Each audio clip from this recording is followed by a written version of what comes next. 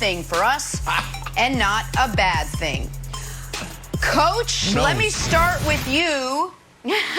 Should Chiefs fans be worried? He's so happy. I know, he's ready for this. He's been ready for this for a really long time. But the fact that the Chiefs needed a wake-up call. You know what? You go. Take it, Coach. I know you're salivating for a segment like this.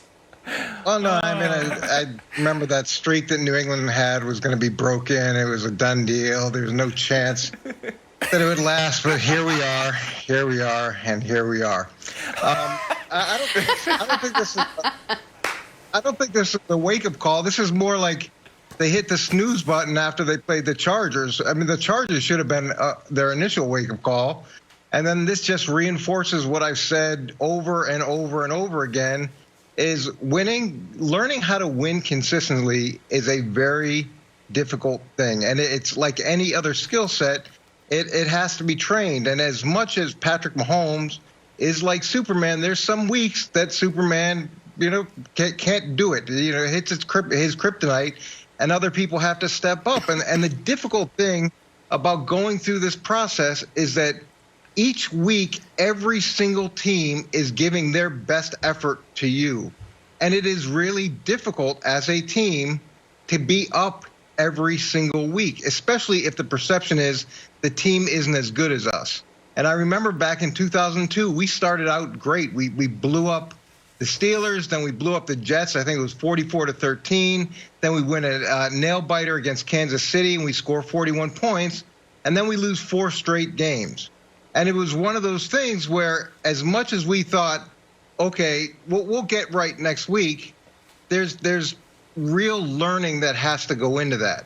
And the value in this loss, if there can be a value in a loss, is understanding what you have to do week in and week out in order to match the intensity of your opponents. And it is not an easy thing. Love it. Okay. Love it. So the Chiefs played really poorly against the Raiders.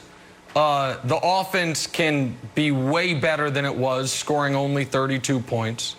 And the defense was obviously bad throughout the game. And if you are going to point to an issue of concern, actual concern, not manufactured false concern because the Chiefs have seemed invincible for 10 months, it is that offensive line is playing the worst it's played in 3 years. Mitchell Schwartz has been the best right tackle in football for 3 years. He has not played like it. And in this Raiders game, their biggest offseason addition, Kelechi Osemele, their left guard, blew out both of his knees. So that, to me, is a real, legitimate concern point and something that needs to get better. But this idea that they've been sleepwalking since the Chargers game. Yeah, all they did since the Chargers game was blow out the Ravens and blow out the Patriots. That's all.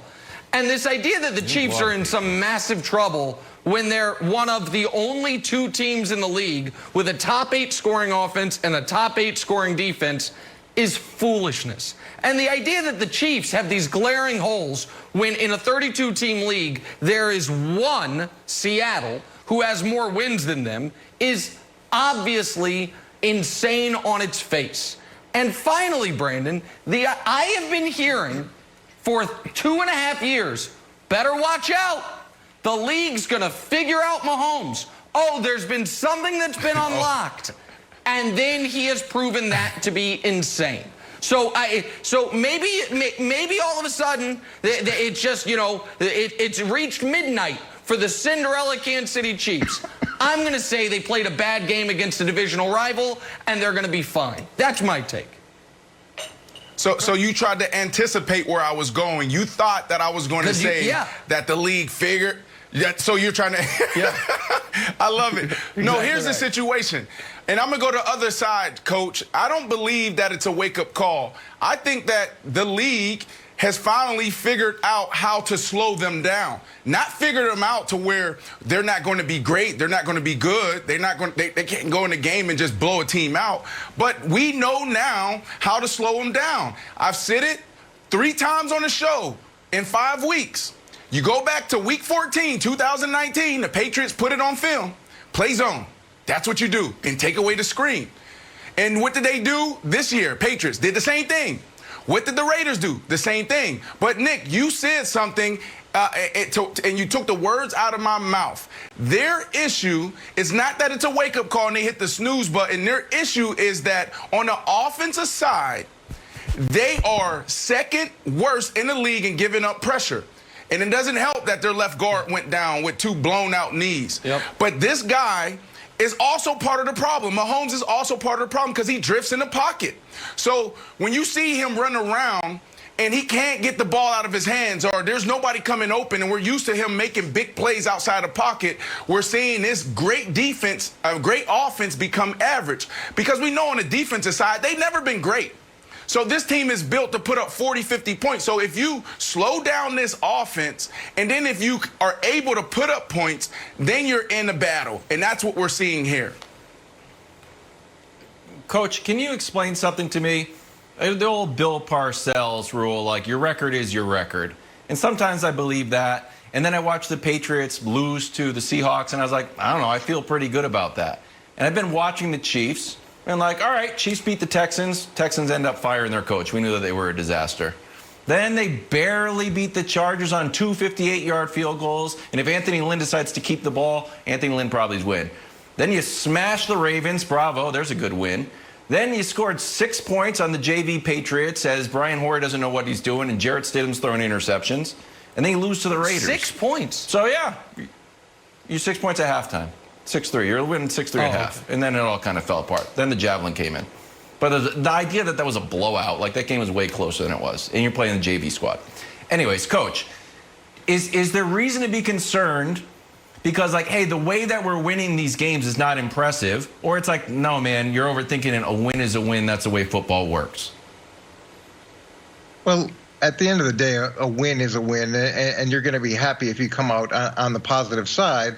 But the issue is a little bit of the way that Nick has approached things, where there's this assumption that you're going to break the streak of consecutive wins. There's an assumption that things are going to get right. There's an assumption that you're going to win the game. You look at the Chargers game. It's a rookie quarterback in his first start, and it's 2 58-yard field goals in overtime with a couple minutes left to win that game. So yeah, you can go into every single game with the assumption that Patrick Mahomes is going to be unbelievable, that everybody's going to rise up. But one of the things that made Jerry Rice great is he went into every single day assuming he was going to get cut. He went into every single practice with that type of work ethic and dedication, and that's what made him great when he was already great. That's what allowed him to sustain the success. And if you collectively take a week off, or you collectively think that this team can't beat me, that's where you struggle. And I'm not saying this because it's the Kansas City Chiefs. I'm saying this is because it's what I experienced after winning the Super Bowl, is that at times, as much as you want to say it won't happen, human nature is to relax, and you have to learn that you can't relax in that position. And it's a hard thing to learn and to realize and to incorporate into your everyday routine.